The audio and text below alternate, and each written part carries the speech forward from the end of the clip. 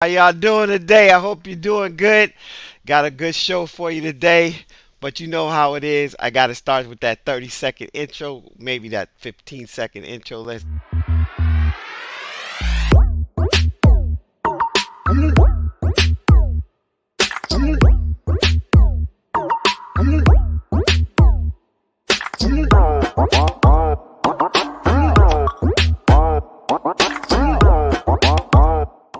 Hey, what's going on, everybody? This is Dwayne-Ross, D-Ross. You know who, the CEO of self-publishing, right? Of course, it is the Write Your Story course. And, of course, you know me through No More Crumbs from the Table and the CEO of this show, Passion to Profits TV Live. Now, I got to tell you, these shows have been phenomenal over the last couple of weeks, and you know that I've been also throwing in and peppering in some of the shows from the past. We're almost at number 40, y'all. We're almost at number 40, and 40 shows getting some traction now. I got people in different places: Australia, Cameroon, Africa. Hey Tracy, what's going on? Glad to see you there. Of course, always the ride or die chick, always there for the show showing up. Appreciate y'all. Listen, is right around the corner from the holidays. You guys are gonna be looking for some gifts. You're gonna be looking for some things to do. Man, let me tell you, I got this guy that's gonna come and he's bringing the fire. All right, all right. A few years ago, you guys know I do the Yes Summit, the Youth Empowerment Success Summit, and I had some people come out and speak. But this gentleman had, this book that kind of came out. This book that came out where he was showing little young boys, how to transition their thoughts, and it was so phenomenal. I was like, kids need to know how to see themselves, right? And what do they want to do and what do they want to be when they grow up? And it's up to us to empower that. But sometimes they don't get the message through the way, mama and daddy might say it. So there's another way that we can do it, and that's through a cool story book. I got the CEO, y'all, of no other than Tailor Made Publishing. My man, G-T, they call him GT, but it's G-Todd Taylor. What's happening, bro? How you doing, man? Talk to the What's going people on? and tell them what's up. What's going on, brother Ross? You got all the enthusiasm today. I'm trying to catch up with you right now. I love it. Love it. Always, bro. Always enthusiasm. That's the enthusiasm means you in spirit and you have the power. So when you have the Right. power in spirit, man, you can do a lot of different things. But man, Absolutely. you took something that most people don't see as a way to really teach and train kids on their self-esteem, building themselves from the inside out. This show is all about how you take a passion and you turn it into something that actually works in the community, but also you can get paid to do it. And I know that Right. wasn't your main thing. I know that wasn't your main thing. Hmm. So talk to the people, man. Tell them the journey of what happened and how you decided to put your passion into publishing. Well, it's funny. I've had my entire professional career has been dealing with working with those projects that I've been passionate about. I've been in mental health now for 20 years, working with at-risk youth. I started off my professional career as a school teacher. So everything I've ever done has always been a helping or a giving profession. So when we journeyed into the publishing platform, this was no different. And actually, I look at it as just another facet of the work that I've been doing now for 20 years. Um, and well, actually 25 years now if you add the teaching experience as well. And so the publishing actually, it's one of those things where you kind of move into certain spaces when you anchor to the right person. This was also a passion of my wife's, and so the publishing journey started with her actually, and so she was working in a corporate world, and a Negro League baseball player walked to her office one day and told her that she was going to write his book. And she came home and said, "Baby, this man just told me I was going to write his book." And and I've been one. She had never been in business before, never kind of had the entrepreneurial spirit. So when she came and told me that, I said, "Okay, well, let's do it. That's an opportunity. Let's make it happen." And And so she was, she pontificated. But she said, okay, well, I'm gonna go ahead and I'm gonna write the story down. And so when she got a story together, she finally got a story together. She said, well, he said, well, she asked him who's going to publish it, and the old man said, well, his name is Carl Long, God rest his soul, beautiful soul. And he said, well, you're going to publish it. And my wife again came home and she said, baby, this man told me now he expects me to publish it. I said, well, let's figure out how to make it happen. And so I had never done, neither one of us had really done this work. So she went to work on making figure out all the ins and outs, and I went to work on formatting the book. So again, I'm pretty tech savvy, but I never designed a book or designed a book cover or formatted a book. I'd never done any of that. So I figured out all that working with this first project, and so that was where the journey began. And so with the children's book, we have been doing a whole lot of other works, a whole lot of other projects, and I said, and this God has spoke to me one day and said, you need to focus on children. And I brought it to my wife and said, babe, we got to do more work with children's books. She said, well, I don't have a children's author right now. I've been getting mostly other work. I said, okay, well, God told me we got to do it, so I'll write it. All And right, so, this is how my show goes. Cause when you right, drop platinum nuggets like this, bruh, I mhm, gotta bring you back to that moment because see, okay, you already had one where here you are minding y'all business, and right. not just any old body shows up, but somebody from the Negro Baseball League, Negro Baseball right? League. Yeah. Where most Hmm. people don't celebrate them the way that they should have been celebrating because they're really the beginning of baseball in America, right? Absolutely, They, absolutely. they they had Josh Norman, they had all these different people, and I mean Gibson, and so here's this person who sees something in your wife Hmm. and not only empowers her with his group, I mean gives her here's my dream, here's my thing, but Right, you and her had to come together and say we can do this. right, Talk absolutely. about how that conversation went when you made that decision to really hear the word from God, but not just hear it, but do it. Well, I think I have experience following in that regard, and I don't profess to be the most religious person. My brother's a minister. Me I neither, always brother. tell people, Me neither. so I always tell people, you better follow the right brother. My brother's the pastor. I'm not. Trust me.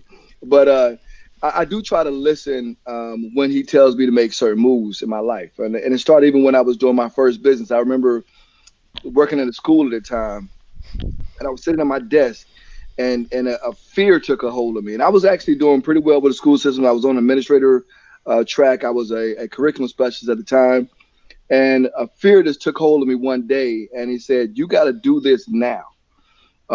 And it was for two reasons. As far as starting my first business, and it was because I was beginning to get more opportunities, and I knew the more money you start to make, the less risk you take, and because you start to get lured in by money and the trappings of it. So I was starting to get a few more opportunities, and so I did not want to start making so much money that I didn't want to take the risk. And so God told me, you got to make this move now. So I turned in my resignation and made the move. So I had already seen the fruits of trusting God and making the move into the entrepreneurial world, and this was my wife's first time. And so when that opportunity presents itself again, once you listen and you see the guy it follows through with what he says he's going to do for you, if you listen, it's easy to make that move again. So once I recognized that that was happening for my wife, and she was a little bit trepidatious because she's a structure person. Right. She's She more like of yeah. I got you. yeah, yeah, she likes certainty. And so for Right. me, I was like, look, if you're an entrepreneur, you You ready got to to jump take out the there and take. risk. Right, you got to take some risk. And so I told her then, I said, well, we have to make this move. And that's what we did. And we put it together. And the very first book that we ended up doing ended up in the White House. Barack Obama invited the Negro League players to DC, and when he invited, it was in the book at the time was called a Game of Faith, and it's still available on our website, telemadenc.com. Um, but he invited us to the White House, and so Carl Long said, "Hey, I got to have my book now." We were like taking our time. We were trying to put it together, make sure everything was right, And so it put a mad rush, and and that's where you know that God is making something happen. That the very first book that you end up putting together ends up in the hands of the President of the United States. Mm, And since then, I've had two other my personal books that have actually ended up in the presidential library. that's So it's phenomenal, man. yeah, yeah. Yeah, So it so you talked about a couple things, and one of them was, you had a experience already with listening right. to the guidance of Holy Spirit, God, through what you were doing, Hmm. and you also had the experience of business acumen, where Hmm. you have to have a visionary mindset, where you look out into the space and see where is the gaps, Right. so that you could take advantage of filling the gap and bringing a business, bringing something to that particular market. So Right. when I talk about people understanding this, you have something on the inside of you. I'm the author of the book No More Crumbs from the Table, right? It celebrates you Hmm. discovering your tag, your talent, your ability, and your gift. I believe that all mankind comes to the earth, no matter what, with something that God put on the inside of them to do, and it's a work that you get to do, not just a little thing. But you might have a gift, you have a talent, you have an ability, but you do it better than a lot of people do, or you do it Hmm. as well as some people do, and you're able to sustain a lifestyle from it, right? Right. You're a great speaker, you're a great writer, you're a great whatever. You fill it in the blank. Somebody like Jamie Foxx or Denzel Washington, they had the ability to be different people in front of a camera, and people really get it, right? So Hmm. you had the ability to take words Right. and put them on a page, blank paper, Right. blank paper. Talk about how your process was in writing that book, knowing that, hey, babe, we don't have one. I got you. I'm doing this. Right. Take us through that process, because people want to know, how do you do it? And it's funny. My wife would laugh at my process because it really is inspiration. Like she laughs because I will close my eyes, lay back in a recliner, and start writing, and the words kind of hit the page, and whether I'm writing for myself or I'm ghost writing for someone else, it's like it's one of those things where inspiration kind of hit, and for each of the books, the first book, Dad, Who Will I Be, which the one I did by myself. I did another one called Daddy's Little Princess with my daughter. Both of those were just what conversation. It started with a question: what needs to be said to our youth? So Daddy's Little Princess, Tell me this. actually, yeah, I'm sorry to interrupt you, but no, slow down on that piece. How, hmm how, how did that work? which part? Okay, so you had this idea. You knew that you were going to be moving it forward, and Hmm. then you had to. Did you write it down? You said your process is way different. Most people are taught you got to have a outline. You got to have this. You got to do all these different pieces before you can start writing stories. Right. But you don't sound like that was. You didn't go that route. Mm. You went a different way. It came from the inside. Talk about some of the things that you had to hear. You had to think. You had to process. So what was going on with that? So for me, I'm a free writer. You have different modalities, and I think for me, I like to free write, Okay, and that's just basically just getting it go. out of you, dump it onto the paper, dump it Hmm. on the computer, whatever your medium is, get it out of here, put it here. Because some people get so cerebral Yeah. with where they are, and they'll sit there, they'll pontificate over, well, which way do I go? And do I say this? Should I say that? Maybe I need to take this person's name out of it. Maybe I have to protect this person. Maybe I don't want to be so open about this. And my thing is sometimes just get that out of you first, Yes. and once you get it out of you, then you can refine it, and you'll see what direction it goes. But for me, it was just a process of just like just have a conversation that I want to have with my son. Hmm. So get it out of you.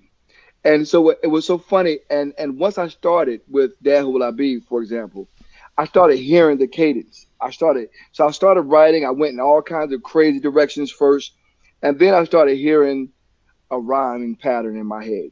And that rhyming pattern, I started writing towards that rhyming pattern. And that's where the story kind of went. And so that's how it kind of came together.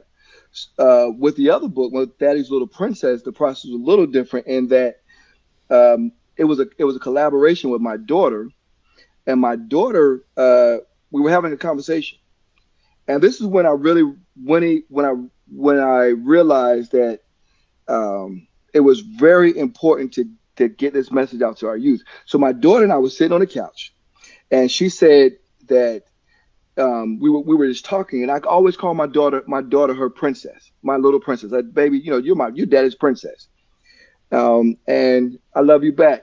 And so I always call my daughter my little princess, and my daughter said, "But Daddy, I'm not a real princess." So I'm like, "What are you talking about? What do you mean you're not a princess?" Right. She said, "I'm not a princess because real princesses are white, not chocolate like me." Whoa, Because whoa, I whoa, always whoa, call her whoa, chocolate. whoa, whoa. Slow down, G. Hmm. Slow down on that right Yep. there. That is so powerful. Yep. That was her So image. that was her. So, and mind you, I want you to understand that we are very mindful of imagery um, in my household. Even though we celebrate Christmas, we also celebrate Kwanzaa. We have black art all over the house. I'm very careful about even with religious symbolisms they're seeing. You look behind me, you see Afrocentric art behind me right now.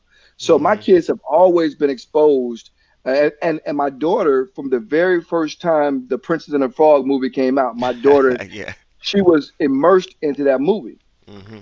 and she broke it down to me at 4 years old. And I'll never forget this conversation, because part of the conversation in the book. Because I asked her, I said, "Well, that we have princesses, they're chocolate princesses." She said, "Well," I said, "Well, what about Princess Tiana?" Because understand, I had life size cutouts. I went you, so hard in the paint for my you kids got the room images. green, pink, orange, all the colors. I painted the color. I had You got flowers on the wall. Louisiana going all over the place. Louise, You I got had the a bayou in castle, the backyard. Okay, bro, the I'm whole. getting it. I had a life size. No lie, bro. I had a life size cutout of Princess Tiana in her room. Right. So I mean, my son was in love with it. My son was a baby at the time. He thought that was a real woman. He would just look up and smile, and yeah, he was in love with the So Coco, the man. That lady was not Princess. talking to me, daddy, but I smiled at her. Okay. Every, right, right. Okay, so when I'm hearing a 4 year old tell me that she don't think she could be a princess, I'm like, where are you getting this idea from? Because Hmm.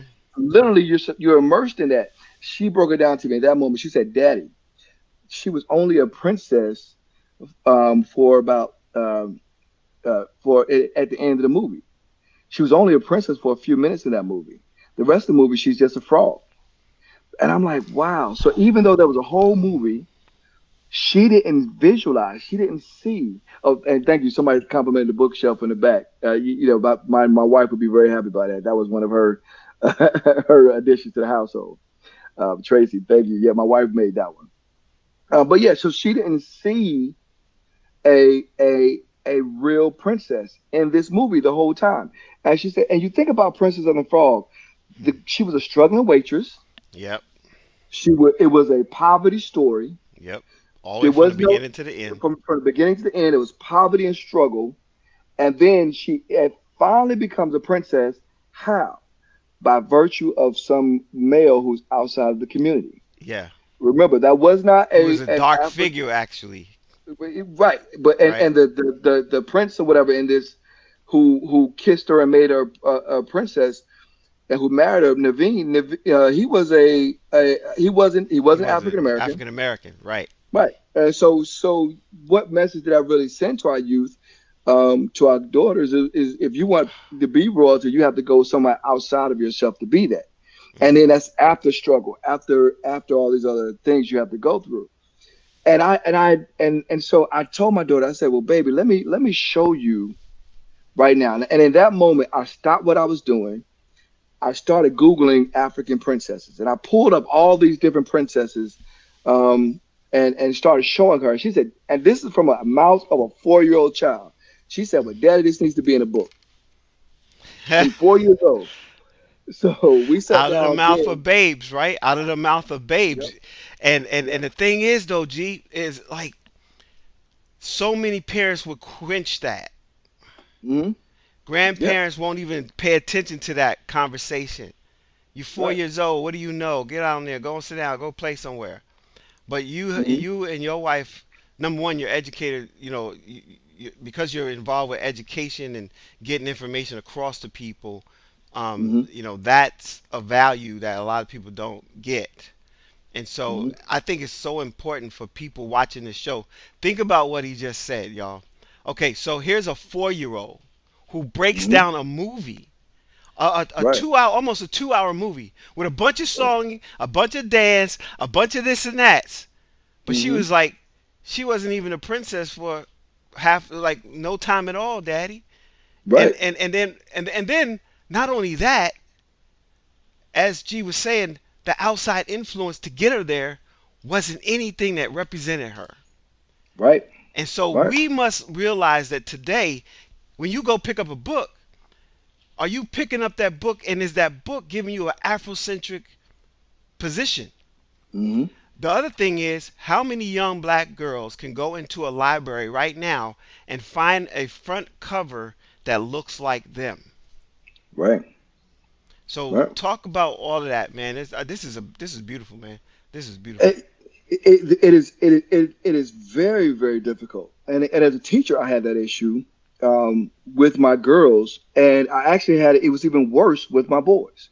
So as bad as it is for our young girls to get this imagery, it's worse for my boys. And I'm gonna tell you, there was another revelation I had in this whole journey, because mind you, my mentality is I have to do this for my young black children so they can see themselves in a book or in some other way. But there was a moment, and I have to tell this story. I was doing a book signing in a little town called Hertford, North Carolina. Hertford, if anybody is familiar with Eastern North Carolina, has a reputation of having some deep seated old school racism in that area. Hmm. And so, when I was doing a book sign, I said, okay, I'm always ready. I'm like, I'm not a killer, but don't test me. What is Toby the He song? said he's Try not a Jesus, killer, but but don't don't try test me. me. I'm Right. trying to stay on the right Yeah. side of the law. Right. Right. Try Jesus, but don't try me. Right. So I was in that moment where, we had this book signing. Everything was beautiful. And at the end of the book signing, I see this gentleman start to approach. And I mean, brother, when I tell you, he looked like he came off the set of Duck Dynasty, camo, long beard, and here I Mm. am already fixing myself for confrontation. Yeah, Right? I'm, image. but, but what's happening? Who's You doing the prejudging prejudging? because Right? the image is Right? there, right? Yeah, Right. got So the brother gets to me and he said, "Mr. Taylor, I just want to tell you how much I enjoyed the book." And this was Dad, Who Will I Be is the one I read that day. And in Dad, Who Will I Be? I'm talking about Mansa Musa, Marcus Garvey, Malcolm. I mean, Martin Luther King. Like it's very much. I'm talking about black. There's no question. The you. Yeah, you nature talking of the about the figures that are in the characters book. of black, the nature Yeah, of the book. Yeah, got right, right. Now, mind you, this is all history, you. Hmm. but it's African American or black figures in history. And so this gentleman came up and said, "I learned so much, and would you mind signing this book for me and for my son?" And he pushes his son forward, who I hadn't even noticed his son into that point because I was so fixated on my presupposition about who he was. I hadn't even noticed that he had a son with him. And so I'm looking at this humble man, and him telling me that he learned.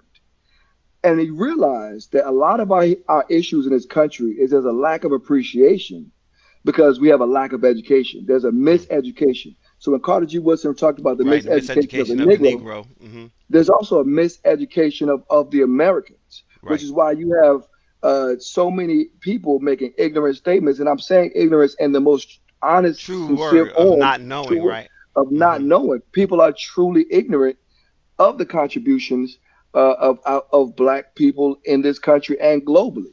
And Hmm. so a part of educating what I thought would be a venture in educating African American children has expanded to educating individuals of all colors. And I've had some of the most warm and welcome responses from some of my white friends that I've met across the world about the work that I've done and how it might have opened their eyes to some of the different and I see you put up I don't see color. That's one that a lot of them have really written reviews on and called me up afterwards or send me personal messages about, because that's one that, we hear that word all the time. I don't see color, and a lot of times I think, while I think a lot of that some people say it to placate Hmm. true racism, I think there's Hmm. a lot of people who truly feel that way. That and they mean when they say it. I don't judge anybody. I am a friend to everybody. I see people as equal. But the problem is, you don't. In order to see me as your equal, you have to eliminate my individuality, or my color. My Right. my color is very much connected to who I am. I'm proud of. I love it. So telling me you don't see it actually takes away or diminishes me in Right. your It eyes. discredits the whole idea Right. of who you are because again, we talk about self-esteem, right? We talked about, I mean, the Hmm. whole idea of this was the fact that here's your daughter not seeing herself as a princess. So therefore, Right. if imagine what that woman looks like who Right. never saw herself as a princess. What does that woman do with herself? How does she engage Mm-hmm. in the world? Who does she go to when she needs Mm-hmm. something? What does she Right. allow herself to be a part of when reality is if she saw herself as a princess that one day becomes a queen, it's a Right. whole different thing. And then like you said, the boys, and I got three boys, so I know they're Mm-hmm. all grown, but I already know. And then I got myself. I'm still trying to, get on the right side of the fence sometime with Jesus. Right. But I'm just saying, Right. the fact is, the images that you have, I remember there was this whole series called Images versus Reality, and they were talking about Mm-hmm. how many African Americans actually go to college and actually finish and are not Right. in jail, and how many Mm-hmm. actually have businesses that are successful and weren't out of business in 3 to 5 years, and how many Right. people were still married and not divorced and had kids all over the place, and whatever Mm-hmm. it is. Now I'm a product of that other side because I did have Right. multiple divorces, kids all over the place, but you know when I think about it, I know that I also went to the other side to try to bring myself back, and I never left that space. Talk Mm-hmm. about how your books now are revolutionizing conversations with just how people embrace who they are as individuals in the earth.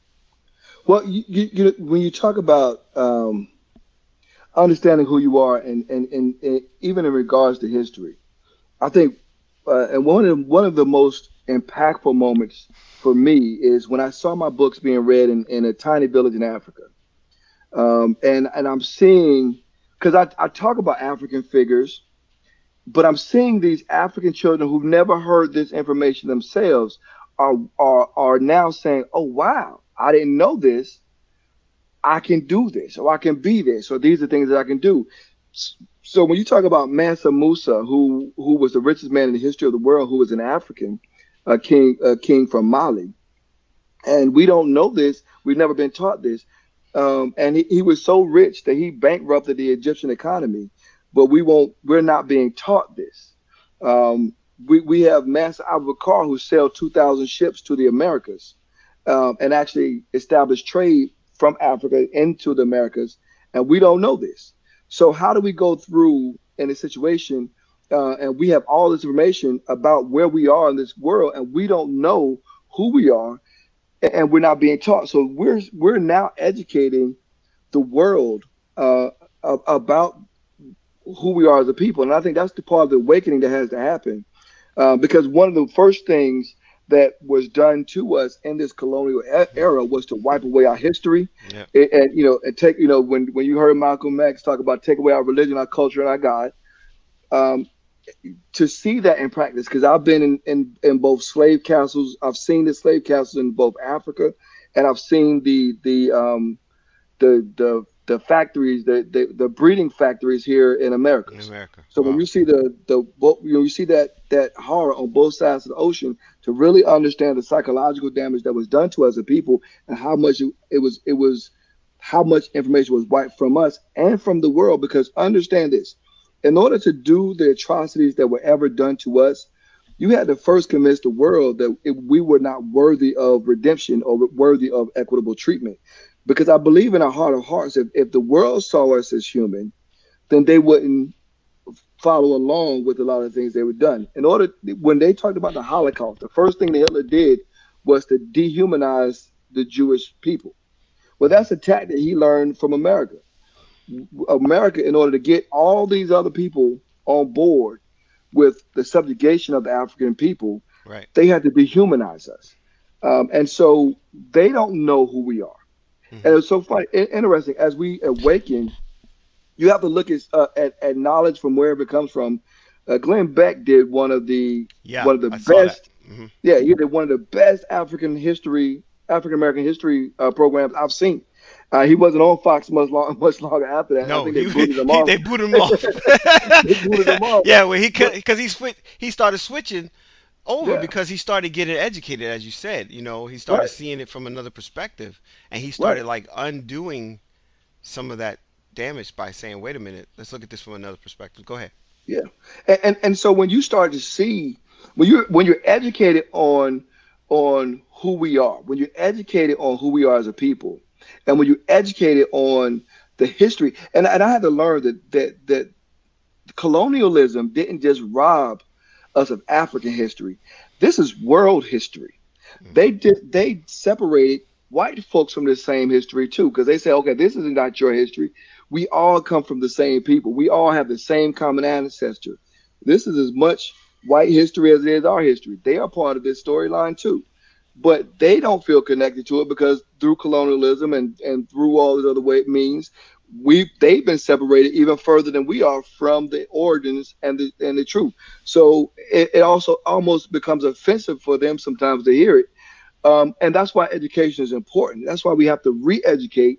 And as an African people, African American people, we cannot expect this story to be told by anybody else. We have to rely on ourselves in order to tell our story, and in turn re-educate the world. You cannot ask those people in power to relinquish power in order to tell your story. It's not going to happen.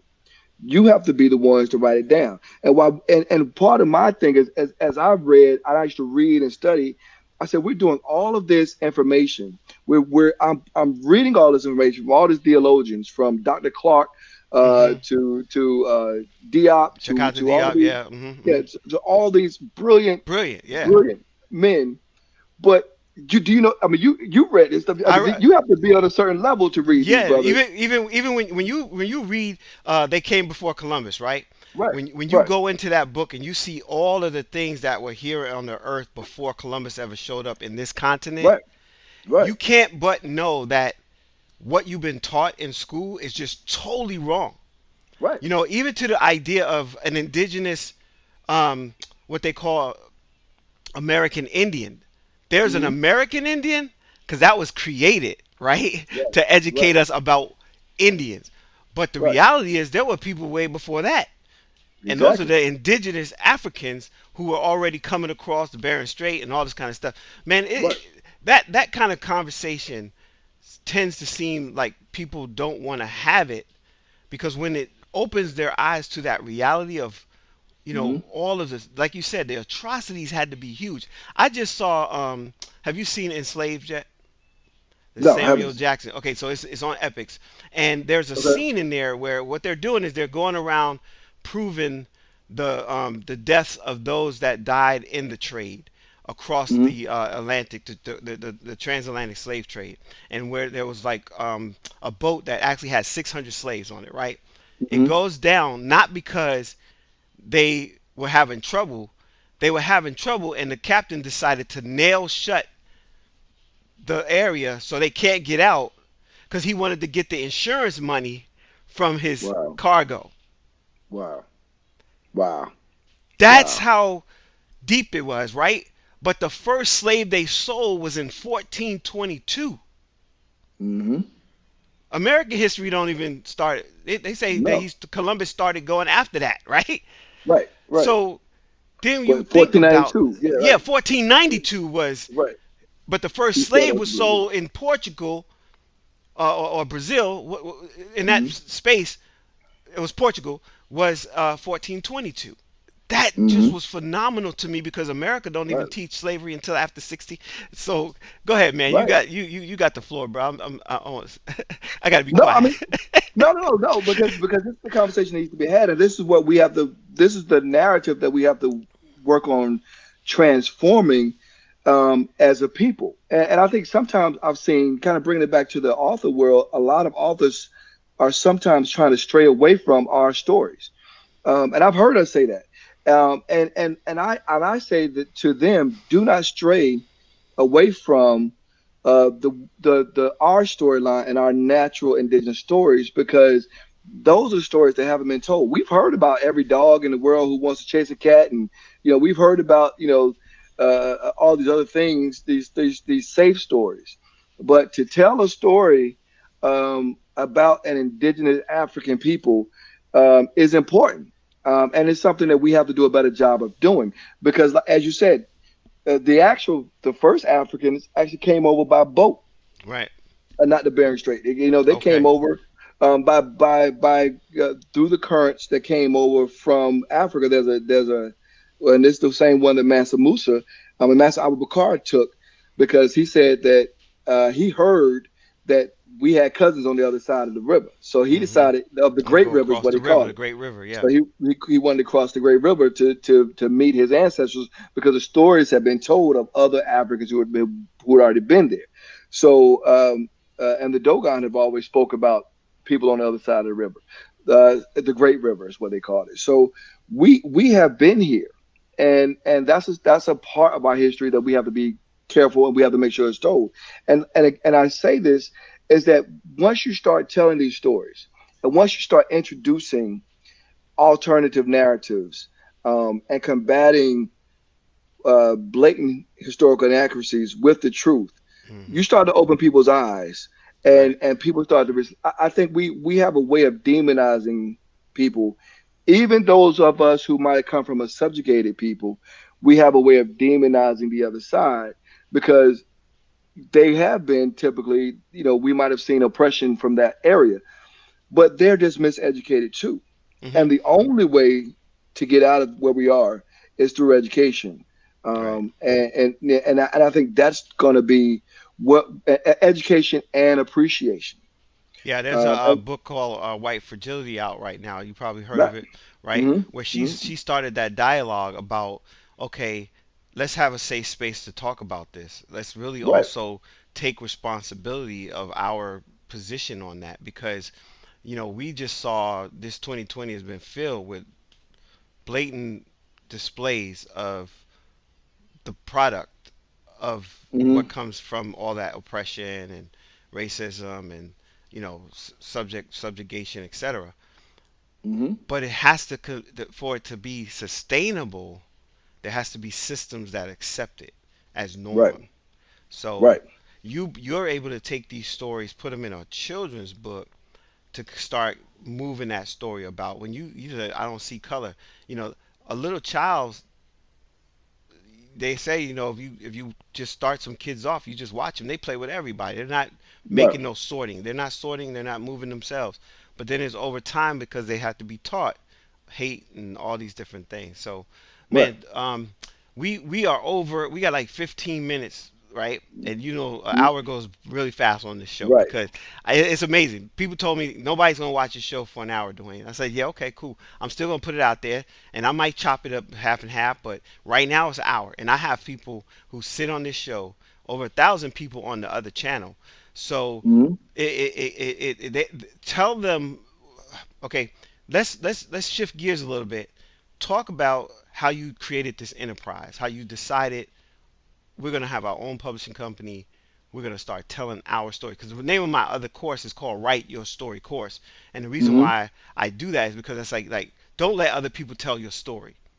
You Right. have the narrative, and you're the best person to tell that story. And even if you don't know how to do it, similar to what you said, you can brain dump that thing on a video or audio and send it to hmm somebody and let them put it all together. So, Right. talk to us about how you and your wife decided to kind of come together, form this publishing company, and then put it in position to be to start now producing other writers, producing other storytellers, moving the narrative forward. Well, it really did come from a place of trying to make sure that our stories are told, and that was the core of it. I mean, to the point where I've had to get on my wife. I'm like, babe, we got to increase the price, and she was, because I mean, really, there's been no skin in the game. Unfortunately, what happens when you discount it so much, people tend to not value the work that you've done, and so we've gone up on our prices to accommodate the scale, and really because we put a lot of work into what we do, and you have to be compensated for it. But at the end of the day, it's important that people get their stories out, and that's why we were making sure everything was so low in the beginning, because we wanted people to tell their stories. We wanted the alternative narratives to get out. I remember when the Huxtables first came out, when the Cosby Show first came out, and everybody thought, "Oh, this is just impossible. What are you talking about? A black doctor and a black lawyer, I mean, being from the same household? What are you talking about? That's impossible." And I'm thinking to myself right now, I see that every day. It's probably more common now than it was then, but it was not an impossible story. But you just had to put it out there, You had to have a and blueprint. you have to have a blueprint. We are tangible people. Our children are tangible. Our children have to see, touch, feel. You have to have Kinesthetic. something Yep, there. they're all. Yeah, yeah, kinesthetic learners, and so you have to make sure that there's something for them to grasp onto. And so in these books, we wanted to make sure there was something for people to grab a hold of.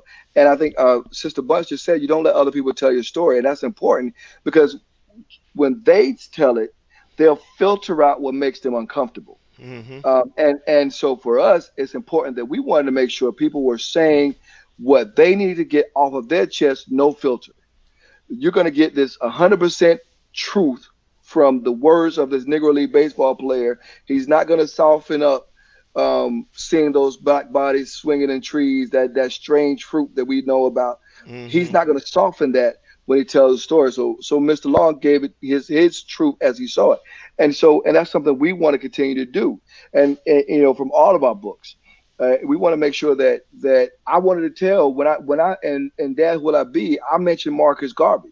Well, history tell what if you let historians try to tell it or someone else try to tell a story, they might say Marcus Garvey, he was a criminal because that's the narrative they tried to give us. So he might be your criminal, but he's my hero, and I'm not going to let you define who my heroes are. And we have to be very diligent about that. So I'm reclaiming. I'm not going to let Marcus Garvey go into some subcategory. He's probably one of the most important revolutionaries of all time. And so to let him go by and let them try to make that spin on who he was is a travesty to history. There would be no Dr. King without Marcus Garvey. Hmm. And so we have to make sure that we put all of our heroes in proper perspective. When we tell about the discoveries of America, we have to be able to tell about Mansa Musa, where somebody else might have Mansa Abu Bakr, and somebody else might say, "Hey, leave that part out. Let's put some other safer characters in here." No, we want to tell these. I want to give them the information as we see it. Hmm. There's so much of American history that is who we are.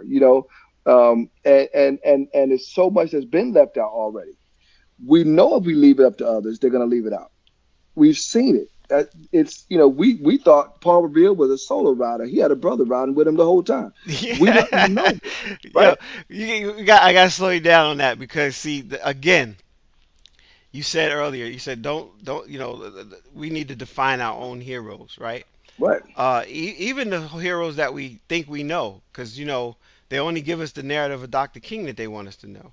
They don't talk Mm-hmm. about the businessman that was behind the scenes saying, "Wait a minute, look at these companies that are destroying us. Let's not participate," right?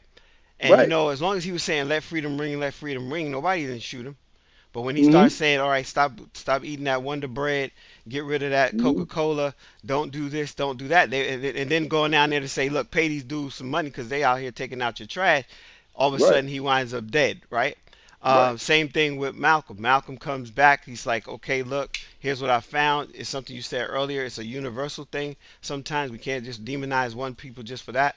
But they might be Mm-hmm. complicit. But here's the deal. He comes in. He says, okay, we need to do this. Then the whole nation of Islam turned on him in a way from Right. what we were taught, right? I Mm-hmm. always knew it had to be some brothers that was in the place that decided to shoot him. It Right. couldn't be like because they would have been aware, right?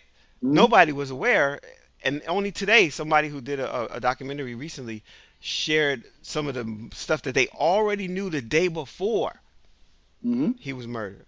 So Right. yeah, our heroes. We need to go deeper. Dr. Cress Wilson talks about that even in her dissertations. You know how Hmm. we need to really understand how these heroes affected history. Right. So we got about 10 more minutes, man. Um, you talked about pricing because that's another thing that keeps people from moving forward. That belief in themselves about the stories that they're telling because they run into Hmm. what you and I know is the when people think they're not supposed to be that good, they have the imposter syndrome, right? Because they think, Hmm. what do I know, right? But Right. they do know enough to tell stories. They do know enough to go research and get some of that behind the scenes stuff. Talk to us about how you decided to develop something that was affordable but still was able to make money. Hmm. Because I think people don't realize, the cost of putting one book out. They think it's like you could do it for $500 because they see these little videos. Right. Talk about that and how you guys had to structure something to make it still affordable so people can do it. Then how do they get in touch with you? How do they participate with you? If they have a story in their heart right now and they're not sure how they're going to birth it, how would they move forward with that? Well, there's a couple things. So first of all, let me give you the website. It's tailormadenc.com or tailormadebooks.com. You can reach us. That's our service end. We actually are establishing a selling channel called bantubooks.com. So that's going to be our selling our book promotion end. We're developing that now, but right now everything is on still on tailormadebooks.com. And this is what I would tell everybody to think about when you start talking about what a book is and how to utilize it. A book is a business. Your book is your business. So when you are basically starting a business when you're publishing your book. So if you're somebody who's in the fitness community and you put together a cookbook, then that cookbook is now what helps launch you into other areas and other platforms. It's one of those things that you can utilize to get speaking engagements. You have to make sure that you're using this product to further your enterprise. And so that's one of the things that we all have to do, and make sure that we're using it as such. Um, and so this is where I would come through, and I think what I've seen people do, mind you, thinking about your book being your business, is when they go out and they do the cheaper route.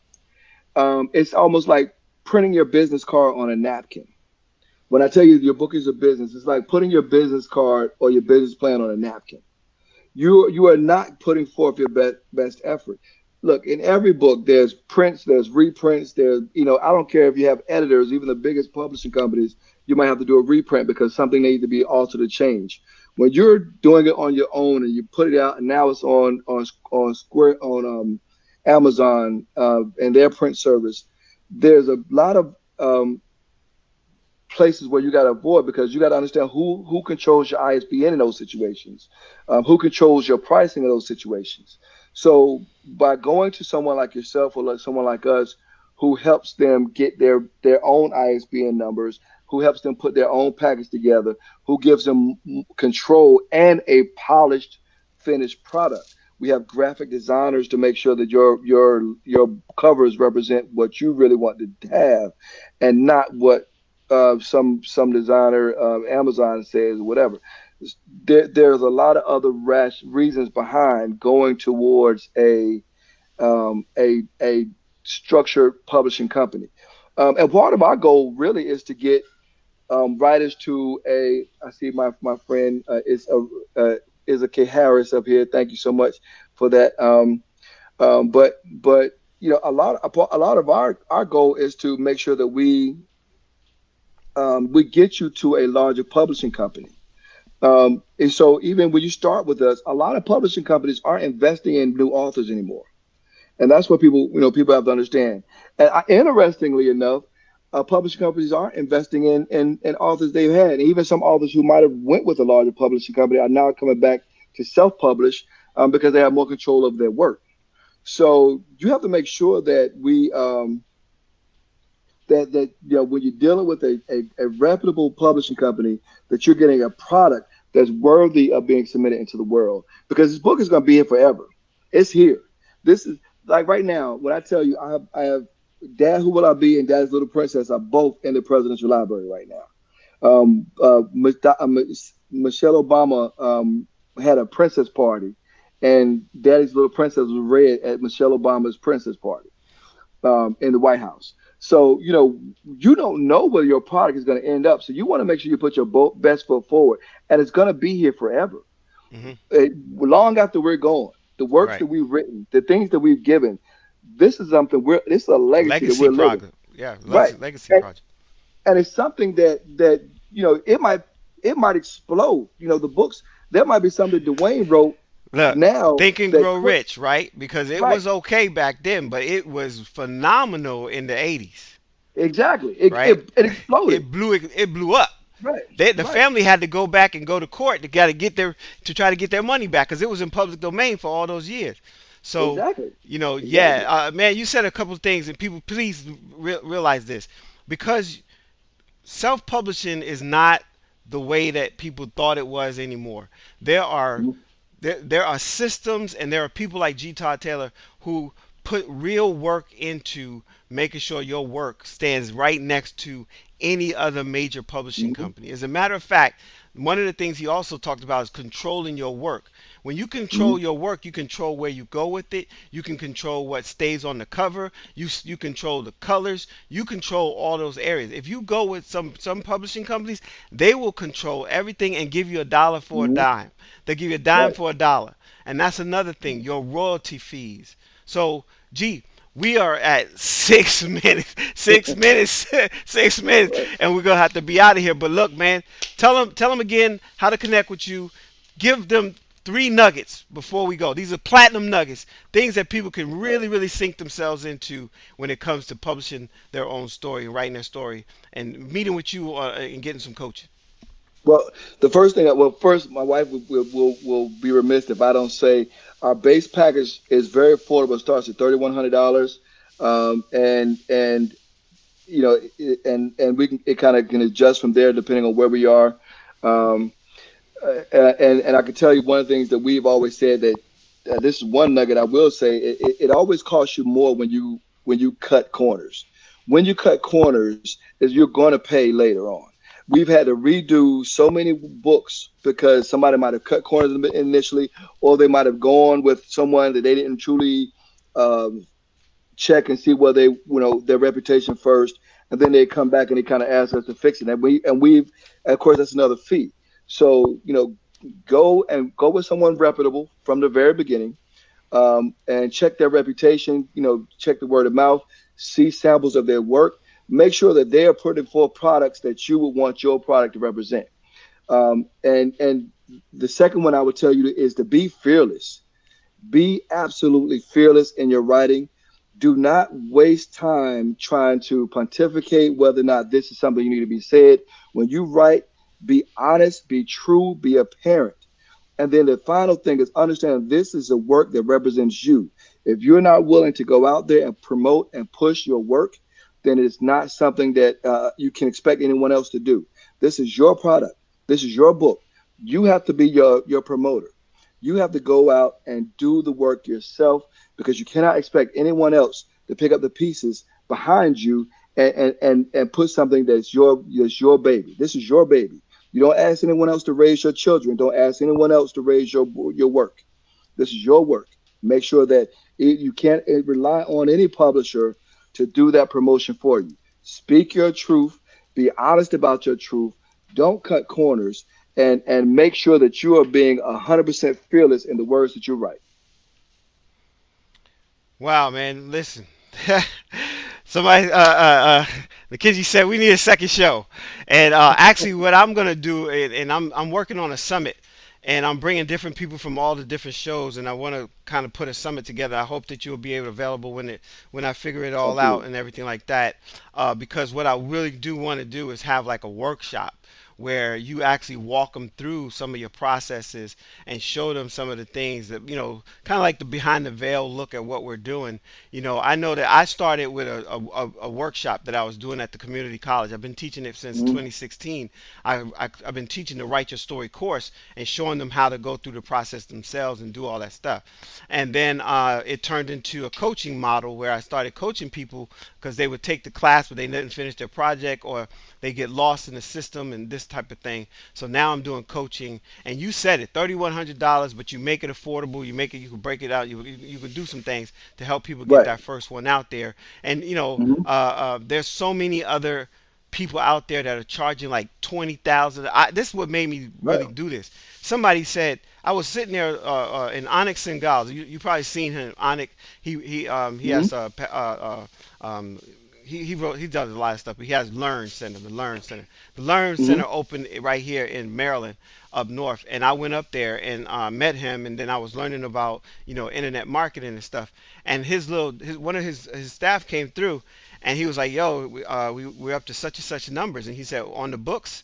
And it kind of piqued my interest, and I was like, "Well, what books you talking about?" He said, "Well, we have a book program that we teach people to go from A to Z, and we charge Right. $20,000, Wow. brother." Wow. I said 20. Wow. I almost fell out the chair. I said 20, 20 for. I started, for Right. what? For what? What do you do for $20,000? And he started telling me the things that they do, and I was like, most people that I know, they don't have that kind of disposable income Exactly. in that kind of way. They'll have to go into their house and pull it out or something like that. Mm-hmm. So I was like, nah, I'm not gonna go that route. Then I went to the lady that does this whole incubator thing, right? You heard of that. And I went Mm-hmm. to that and I said, okay, let me see what's happening with that. That started at 10. Wow. I was like 10. Wow. Wait. 20, 10. Something else was 12 and 15. And I'm like doing 9.95, bro. I'm sitting there going, I'm doing this for $1,000 for a few hours Wow. at the college. This is not going to work. So I'm Right. glad that you gave us some real cool. You gave us some platinum nuggets. Miss Harris said, "Thank you, Diane Taylor, and G-Todd Taylor for what you're doing. Glad I caught this. I'm glad you were here. Great nuggets." Mm-hmm. Charlemagne McCarter said, "Awesome." Okay. The Kenji also great show. A lot of sparkles and things of that nature going on. This damn, raise your own children and your own work. That's juicy. Miss Harris, I missed that one. G. Todd and Dwayne, this was an awesome interview. We are so proud of our Taylor family. Thank you, Miss Williams. That's what we're doing. We're getting the word out. Tracy Gatton, thank you, G. Todd and Dwayne. A great show. Have a Merry Christmas. Great encouragement. Mm-hmm. Bruh, listen, that's the thing. I got children that I want to see them have a legacy bigger than mine. Mm-hmm. I got on the wall right here my Absolutely. grandfather. You can't see that right there, but he had a school. I was a product Mm-hmm. of his school when I was 3 to 5 years old, and they wanted to put me up in first grade, and my mom was like, "I'm too little," so she wouldn't let me go. But you know what? It started that whole mindset of always searching outside the little bit of information that people give us, so we can find the truth. And man, you share so much information about looking for the truth, identifying with our spirit, understanding what we need, man. And I want to say thank you so much for you and your wife and what you do.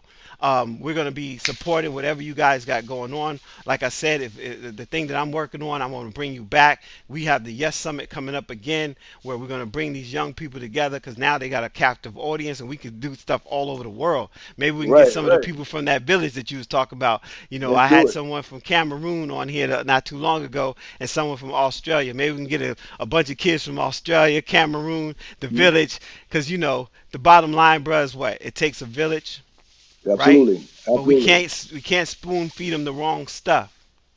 Absolutely.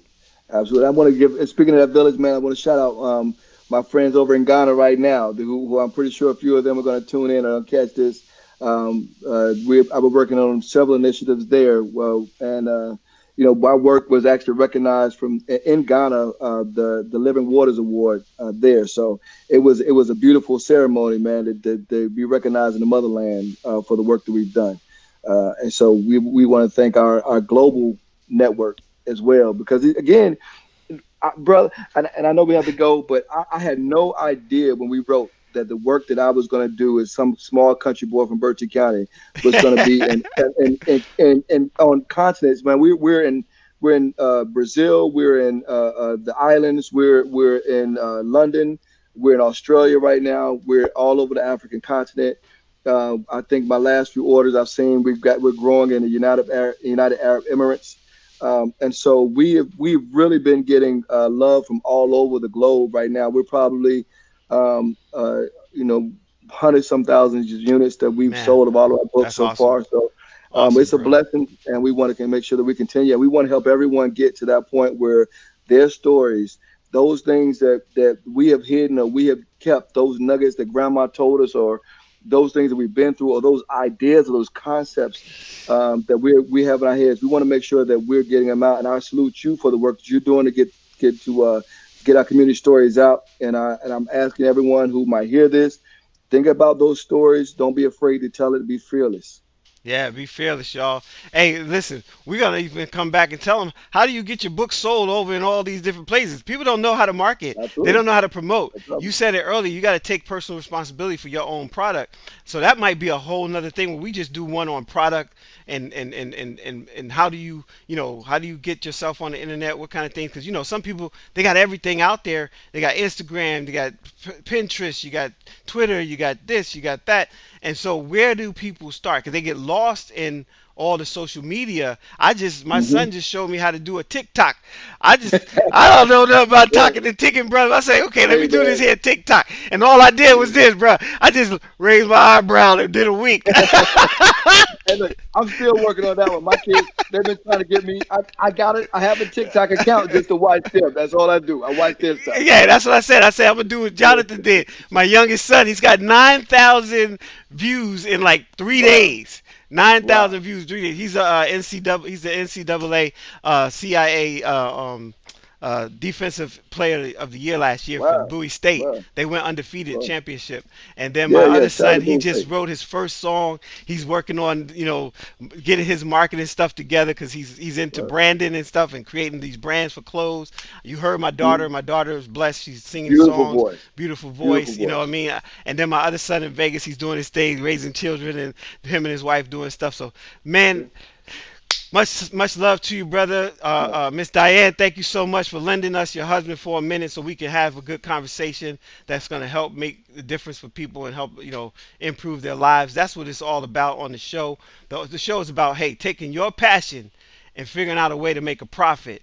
You have a tag, a talent, an ability, a Mhm. gift. You need to take that talent, ability, a gift, put it to work in the earth, and let the earth and God and the universe and everything else work and conspire to bring you the success that you need. Hey, listen, we're Brother, gonna brother say Ross, goodbye. Yeah, yeah, yeah. can I Go mention ahead, bro. one more thing before I go? Uh huh. Because you mentioned all your kids and the great things. I gotta say, give a shout out to my daughter Morgan for her lip gloss line. My daughter is Oh, lip gloss line. yeah, Okay, she has her what's the own name of it? line of Somebody Princess Me. put it in there. Diane, Yeah, Miss Taylor, could you yeah, put it in the chat? yeah.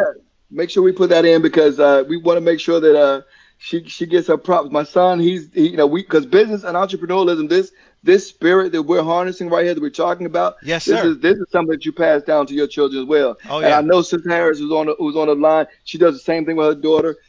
We have to pass this down to our children. And so my What's the lip son, he's gloss working. again? I want to put it in the It's chat so it gets it's into Prince. all the stuff. It's the Princess Me collection, and she designed all her colors herself. It's a line with Babs. She did in conjunction with Babs Cosmetics, and so yeah, she has her own line of Diane just posted the link right there. So if anybody's looking for stocking stuffers, my daughter has a lip gloss line that's ready to go. All right, we're gonna get her on the show. That's what we're All gonna do. right, That would be so okay, hot, right? Dad brings daughter yeah, and let her talk about her business. absolutely, All she's right, ready. okay. Listen, like, and your wife too. I mean, hey, this is a family affair, and It's a so family affair. it's about building that entrepreneurial spirit, like you said, and it's about bringing people to a place where they can start not, no more crumbs from the table. With celebrating the fact that you don't have to wait for the crumbs from the table. You don't have Right. to wait for somebody to die to give you an opportunity. You can just go ahead and make your own way by what you already have on the inside of you. So I want to say again, we went over a few minutes, y'all. I hope y'all all right with that, because I could go 2 hours, Well, I could go 9 hours. right, we can do it. We can We do might it. have a marathon, and I bring everybody back, and we go one by one by one, and give you like the amazing nuggets. But I gotta let my man go right here. I'm gonna close out the show. Thank you so much, G-Todd Taylor, man. We Thank you peace for out, having me. brother. We'll see you on the next time. Definitely looking for you. Hey, everybody, listen, I want to say thank you so much for riding with me. You know how I do. I get excited about what I'm doing. You know that I'm working on that. I actually have the Roku channel up. If you actually look and scroll, you can find Passion to Profits TV, but there's nothing there. It's just some Roku stuff.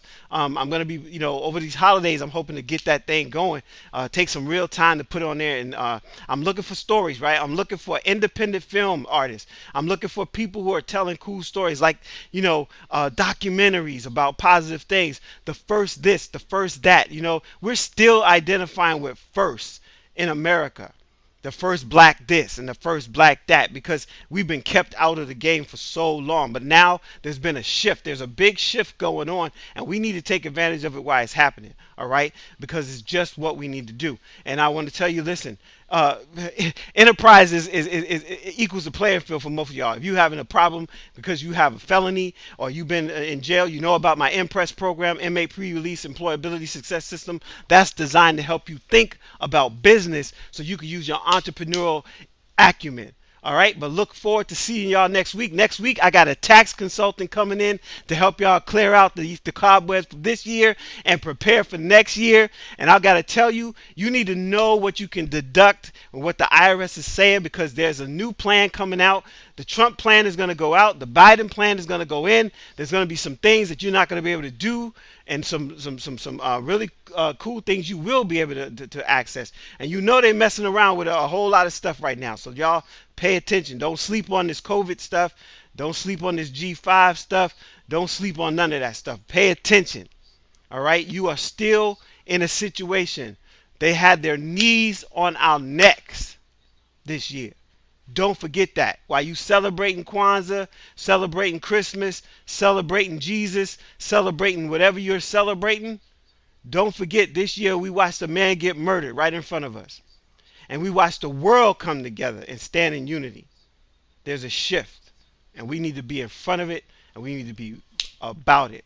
Talk to y'all later. Please like, subscribe, share, comment, and do all that cool stuff that y'all do. All right?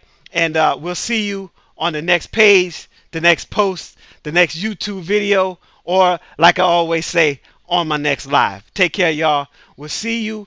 And hey, I'm looking forward to some great things. If you know somebody that's a business person and they got something to share, let's check it out. All right. Let's